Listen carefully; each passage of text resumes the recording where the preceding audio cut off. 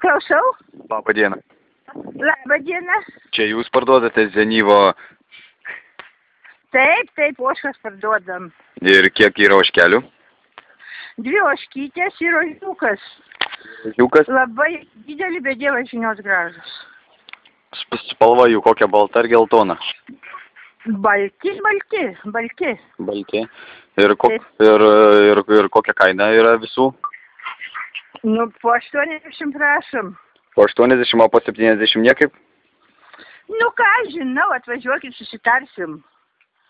O kaip man apsirengti? Prašau? O kaip man apsirengti? Kaip suprast? Nu, kokia ten vieta, miškas, kur jūs esat? Ai, ne, mes gyvenvietėj, prie Taujėnų, Mažeikių kaime. Mažeikių kaime. O tos ožkytės kiek pieno duoda? Nu, tai jos dar neduoda pieno, jos mažutės. O tos 2 didesnės kur?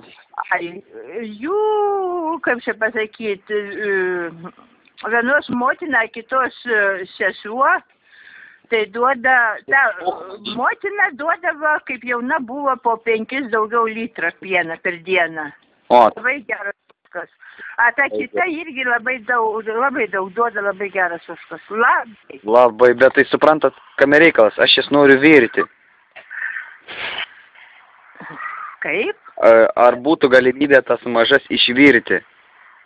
Ar jas įmanoma valgyti? Nu, matot, aš grįžęs ką tik iš Anglijos, aš nežinau, kaip čia Lietuvoje jūsų ožkom elgitės. Ką padaryt? Išvirti. Kaip išvirti? Nu, iškepti, išvirti. Iškep. Nu, tai tada pasiieškokit kur nors kitur, gerai? Pasiieškokit, ką tu čia balsą keli? Kas, nahui?